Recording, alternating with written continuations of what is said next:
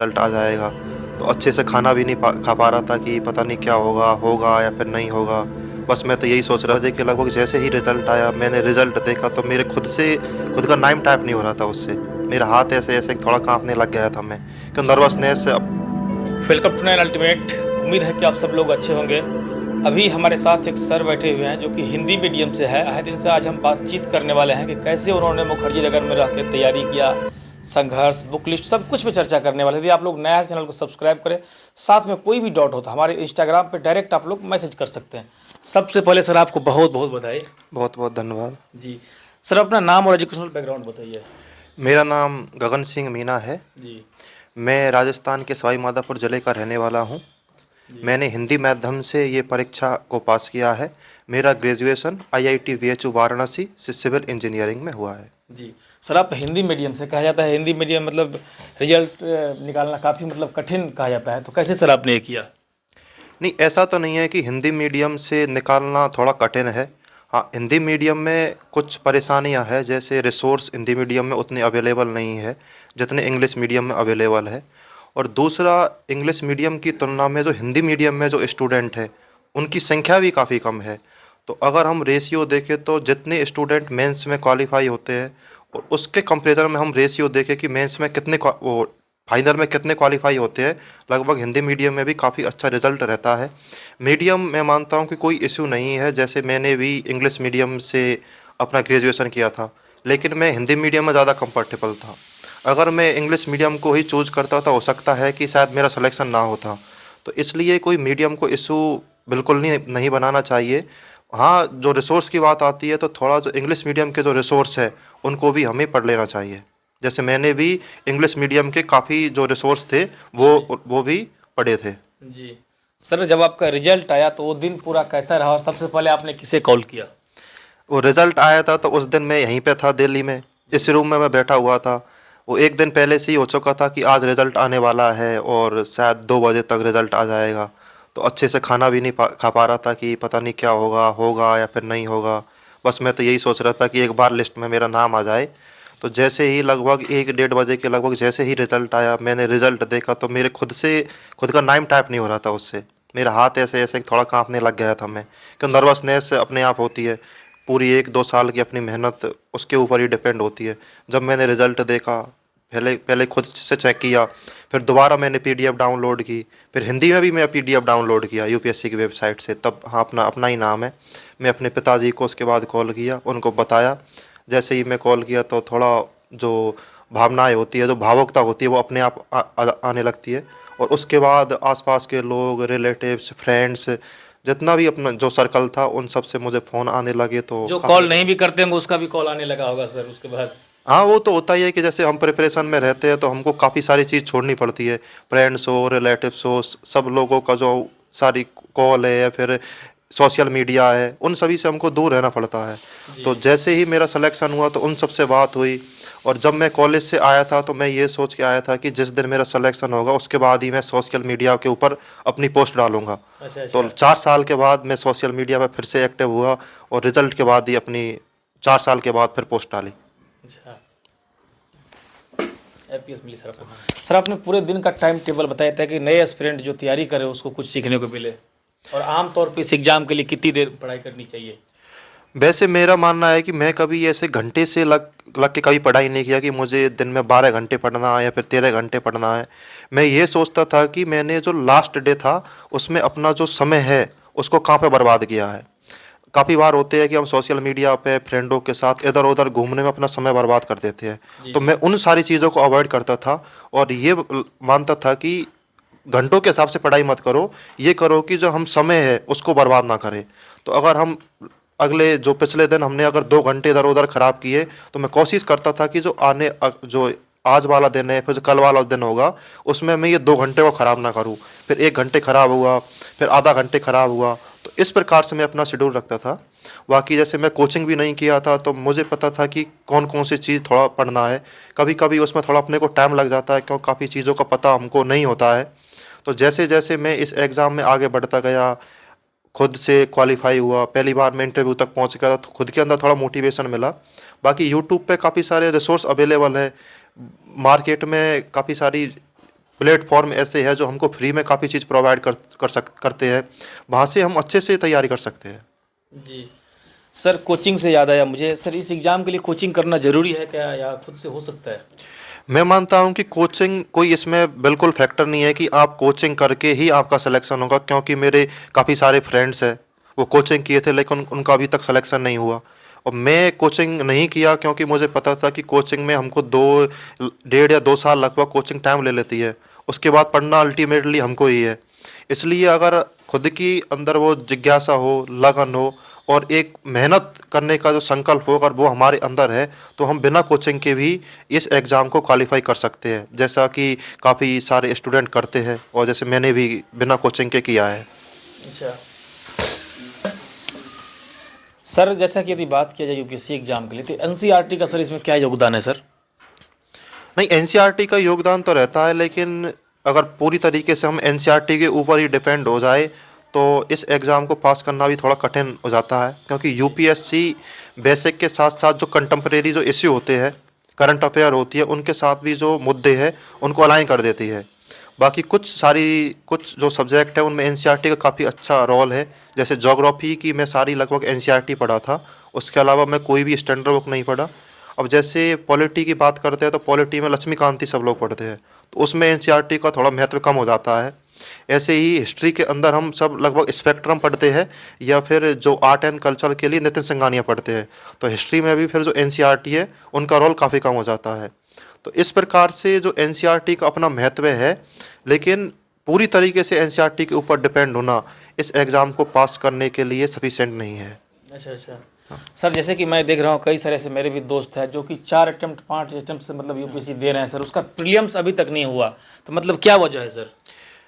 मैं मानता हूं कि इसका जो मुख्य कारण एक तो हमारा भटकाव है कि कोई हमसे बोलता है कि इस बुक को भी पढ़ लेना चाहिए, इस बुक को पढ़ना चाहिए, मार्केट में ये नया मटेरियल आया है, तो हम क्या उन चीज़ों के ऊपर भटकते रहते हैं, कभी इसको पढ़ते हैं कभी उसको पढ़ते हैं, तो हमारी की जो डायरेक्शन है वो एक प्रॉपर डायरेक्शन नहीं होती। अगर हमको एक प्रॉपर डायरेक्शन पता हो कि हमें लक्ष्मीकांत ही पढ़नी है पॉलिटी के लिए, पड़ोस वाला दोस्त या फिर कोचिंग वाले कुछ भी बोले, लेकिन हमको लक्ष्मीकांत ही पढ़नी है बस, और उसी तक हमको स्ट्रिक्ट रहना है। तो अगर हमारा जो बुक रिसोर्स है वो कम से कम होंगी और हम ज़्यादा से ज़्यादा हार्ड वर्क के साथ स्मार्ट वर्क भी करने की ज़रूरत है, क्योंकि हार्ड वर्क हमको एक सफलता ज़्यादा समय लेता है, जबकि जो स्मार्ट वर्क है वो हम कम समय में ही सफलता प्राप्त कर सकते हैं। इस एग्ज़ाम के लिए हमें जो नॉलेज लेने के लिए नहीं पढ़ना, बल्कि हमें उस तरीके से पढ़ना है कि किस तरीके से हमें एग्ज़ाम को क्वालिफाई कर सके।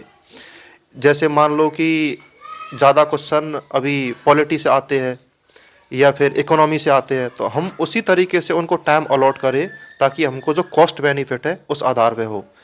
जैसे हम कुछ टॉपिक ऐसे होते हैं, एग्जाम्पल के लिए हम ले सकते हैं जैसे आर्ट एंड कल्चर, उसमें जो धर्म के टॉपिक है, आर्ट एंड आर्किटेक्चर है, पेंटिंग है, तो इनसे क्या हमेशा क्वेश्चन एक दो क्वेश्चन आते ही रहते हैं।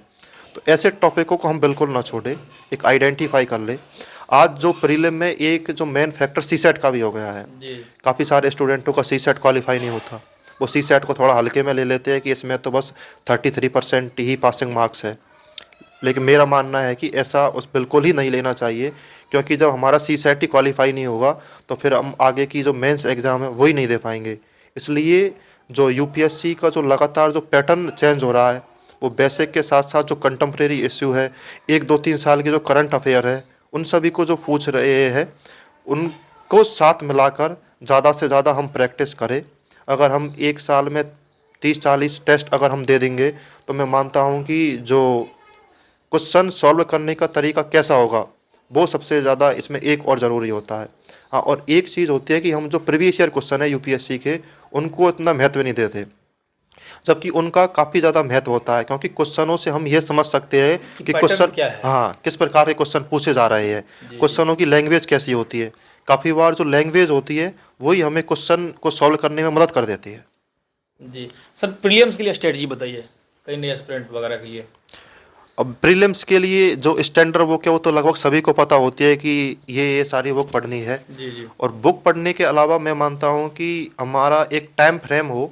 जैसे पहली बार जब मैं प्रीलिम्स के लिए तैयारी किया तो लगभग 5 महीने में प्रीलिम्स का ही पढ़ा था, क्योंकि मुझे पता था कि अगर प्रीलिम्स ही मेरा क्वालिफाई नहीं हुआ फिर मेंस तो होने मेंस देने का कोई मतलब ही नहीं होगा फिर मेंस पढ़ने का।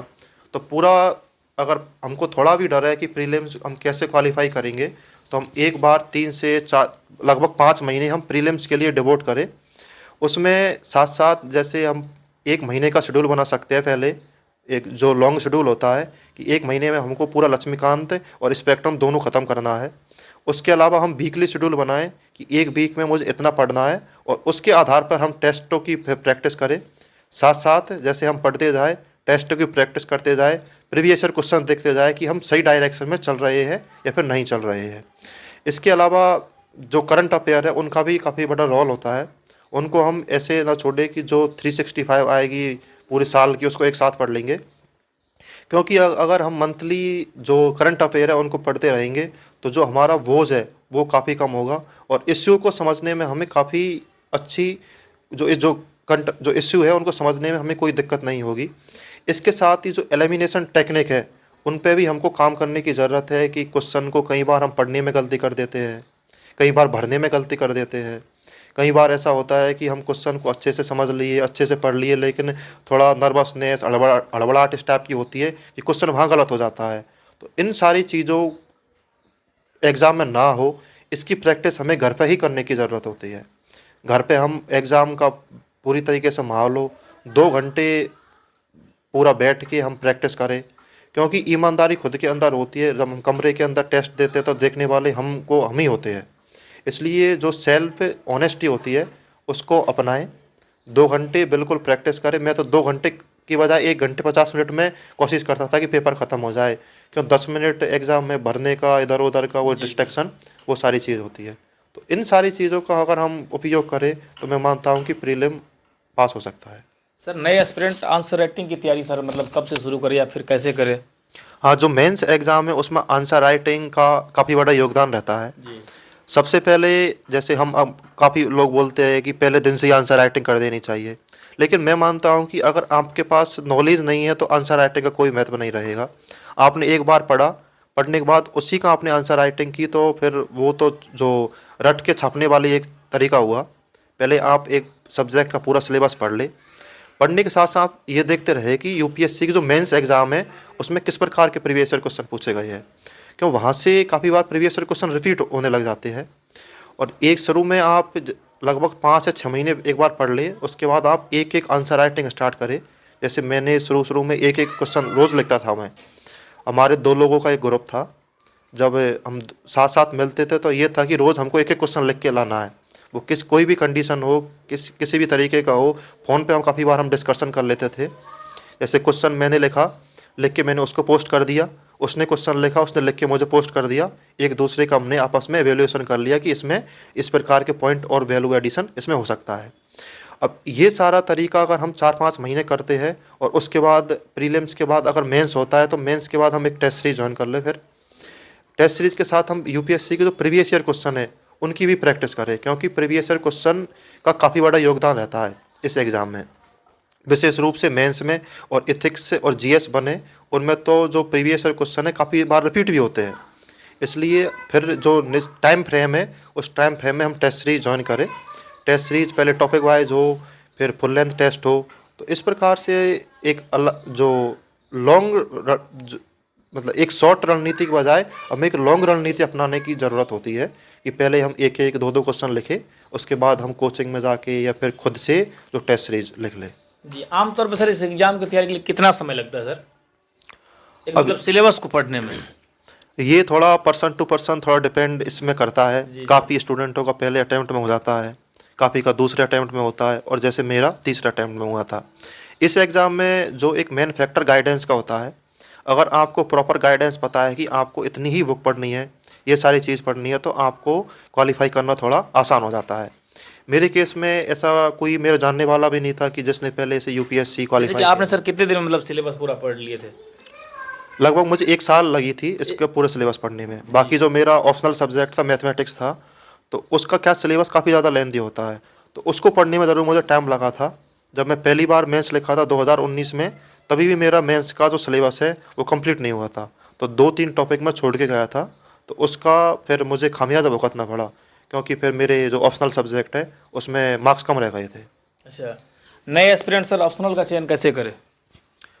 ऑप्शनल का चयन तो ये हमारे ऊपर डिपेंड करता है कि हम किस सब्जेक्ट में अच्छे हैं, किस सब्जेक्ट में हम ज़्यादा सूटेबल करते हैं। बाकी मार्केट में कि इस ऑप्शनल में अच्छे मार्क्स आ रहे हैं, मान लो कि मैथमेटिक्स है, एंथ्रोपोलॉजी है या फिर सोशियोलॉजी है, ये देखकर ऑप्शनल नहीं ले कि इस ऑप्शनल अच्छी चल रही है, क्योंकि सारी ऑप्शनलों में अच्छे मार्क्स भी आते हैं, सभी ऑप्शनल में ख़राब मार्क्स भी आते हैं। पहले ये देख ले कि हमारा ग्रेजुएशन में कौन सा सब्जेक्ट था, उस सब्जेक्ट में अगर हम कंफर्टेबल है तो उसको ऑप्शनल ले लेना चाहिए। अगर हमको लगता है कि जो ग्रेजुएशन वाली सब्जेक्ट है उसमें हम इतने कंफर्टेबल नहीं है, तो जो दूसरी ऑप्शनल है उस ऑप्शनलों को हम पहले थोड़ा पढ़ के देख ले कि इस ऑप्शनल को हमने 15 दिन 20 दिन पढ़ के देख लिया, क्योंकि ऑप्शनल से ही बाद में डिसाइड होने वाला है कि तुम्हारा सिलेक्शन होगा या नहीं होगा। जैसे काफ़ी स्टूडेंट है कि वो अपना ऑप्शनल उनको चेंज करना पड़ जाता है, तो इसलिए जो ऑप्शनल को चूज़ करने से पहले जो कि इस ऑप्शनल में अच्छे या बुरे मार्क्स आते हैं उन पर ध्यान ना दें। अब हमारी रुचि क्या है, किस सब्जेक्ट में हम ज़्यादा कंफर्टेबल करते हैं, उन ऑप्शनल को ले और फिर उसको अच्छे से तैयार करें।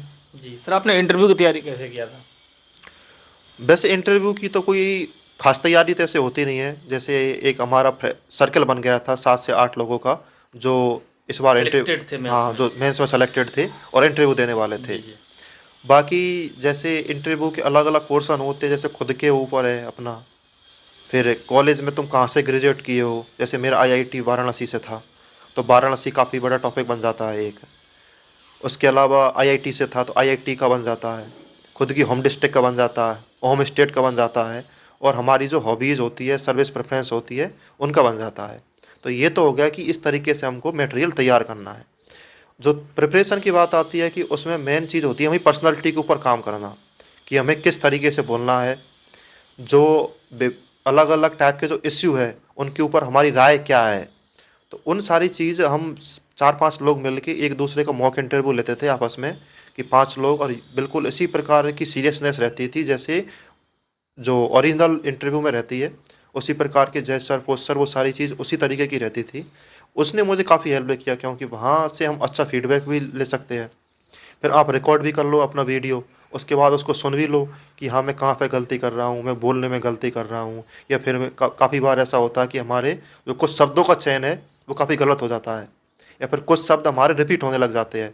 तो इन सारी चीज़ों को अवॉइड करने के लिए अपने 4-5 लोगों का एक ग्रुप बना लो जो सीरियस हो और जो मेंस में क्वालिफाई हुए हो और इंटरव्यू अभी देने वाले हो।